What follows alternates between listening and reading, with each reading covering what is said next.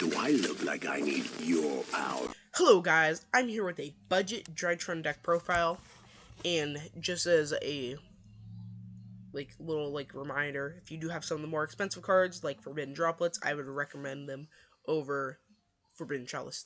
This is just a budget option. Forbidden Droplets is way better in Drytrons than Forbidden Chalice because you can send Drytron cards from your hand to their graves. So you can activate their grave effects to pitch a card in hand. And then you could also pitch spell cards too that you're gonna activate.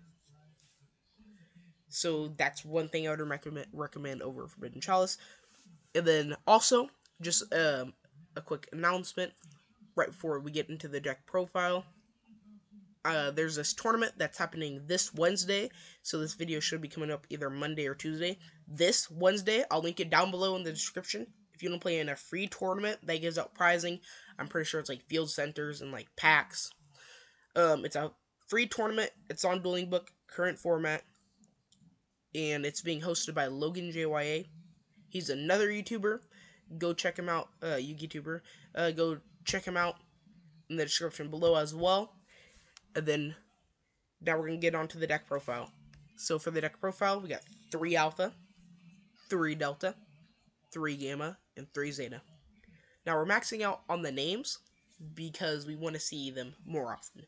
If you don't see a name in your beginning hand, but you do see one of these, it's gonna be harder to play through interruptions. They have if they ash one of those, or they ash any of these, and you don't have another name in hand, it's gonna be a little bit more. It's gonna you're gonna have to pass turn basically if you don't have enough resources to keep continuing.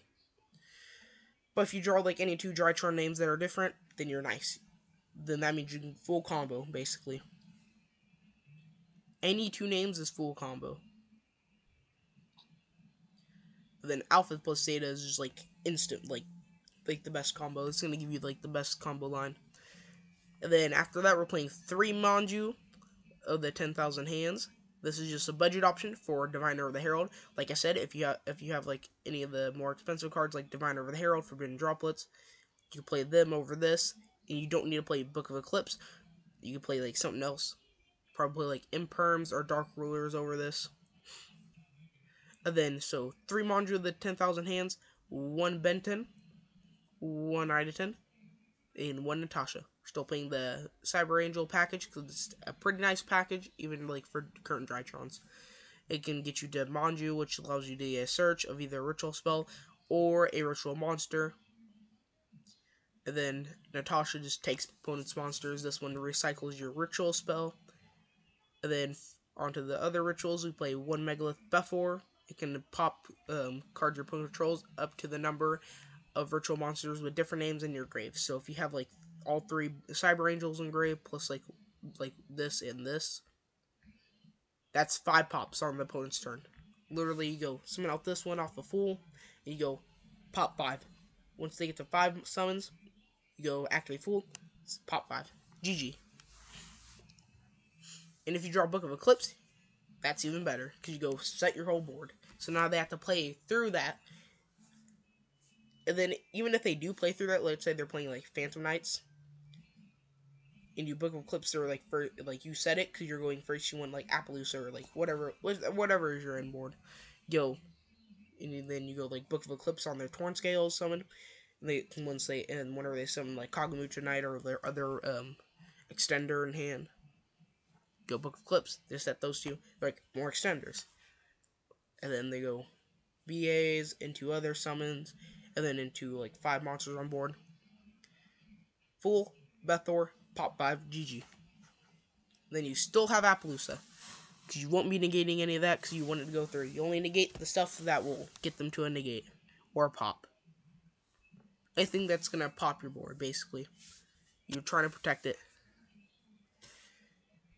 Then to 1 Ophiel, 2 Fool, 2 Vendread Battlelord, and that's it for the rituals. 2 Book of Eclipse. You can set your opponent's monsters. It can bait out negates sometimes if your opponent doesn't want to bait out a negate because they want to save it. Then they can. But this can bait out Baron negates, the Adventure Token monster negate, and that's about it. Otherwise, and it also baits out the DP pop for the scythe. If you draw Chalice, you can Chalice the scythe, and you won't be locked out of your extra deck anymore. When called by the grave, if you draw this and they activate Scythe and Grave, you're a good player, and then your opponent, you just have to shake your opponent's hand and say GG, too easy. Okay, so when called by 3 Cyber Urgency, 2 Drytron Fafnir, 3 Drytron Novas, 3 Forbidden Chalices, 1 Medionis Drytron, and 1 Twin Twisters. For the extra deck, we play 1 Beatrice, Lady of the Eternal. We're still playing this to send any of our Drytrons, or any other ritual monsters that we want to have engraved for later as a setup. 1 M7 to search our add back our Benten or any other ritual monster we may need. 1 Sky Thunder, or Zeus, as most people call it, because this card is technically a budget card. It's like pretty sure like $13 to $20. Technically budget. Downer Magician. It's for the Zeus. 2 Boom Beta Fafnirs. This card is in budget. Most Drytron cards like this one and this one aren't going to be really that budget, because Drytron's it's not as good as it used to be, but it's still good. It's still up there. Now this is without the Scythe or DP package, so this deck's gonna be a little bit like iffy. It's like this version of like the budget Drytron is gonna still be good because you get 4 monster negates plus an IP that can either get you a bounce or a protective moral sword. They can be destroyed by battle card effects, so you're gonna be fine. You're gonna be nice. You're gonna be nice. Or you can get to like Nightmare Phoenix.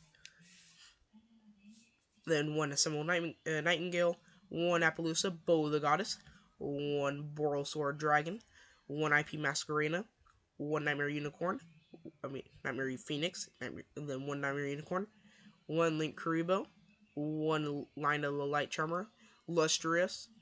Then we're playing this one because if your opponent has a light monster in grave, free Nightmare Unicorn without using any of your monsters, so you can use your monsters to try and go into a Boral Sword plus Nightmare Unicorn plus another monster. They switch to defense, so you get a bounce, Boral Sword, and then a switch to defense. Switch to defense to be able to attack again. And then if this card is popped or destroyed by battle, artifacts basically being popped, you can search Natasha, Cyber Angel Benten, or Manju, or any of your Drytrons, because it allows you to search a monster that's 1500 or less defense. 1500 or less defense, 1500 or less defense, 1500 or less defense, 1500 or less defense. Easy dubs. This one's like if you're going second option, like you can go into it, your opponent just put a monster right there because they don't know you're playing this. And then you just go for this, and they're like, I'm going to take that, buddy. I'm going to take that right up. Let me snatch that real quick. And then this, for the side deck, it's up to you. And then if I just a reminder again, go check out the tournament in the description below. And then leave a like and subscribe. And if you want to see a combo tutorial on this, also leave a like for that. And then that'll tell me if you want one. And then I'll post one at around 5 or 10 likes, but most likely 4, because I really just to be able to post one, so you guys can see the combo for this deck, because I think it's gonna be a really cool combo. Drytrons are kind of boring, not gonna lie, not as boring as Prank Kids. Prank Kids are literally GG, timing the round, burn for 500, and then you wasted your whole 40 minutes just looking at them playing Prank Kids, some Lampsies, some of the Prank Kids, combo off for 10 minutes, pass. 10 to 15 minutes pass. You're bruh. Okay, and then I'll see y'all next time, and peace.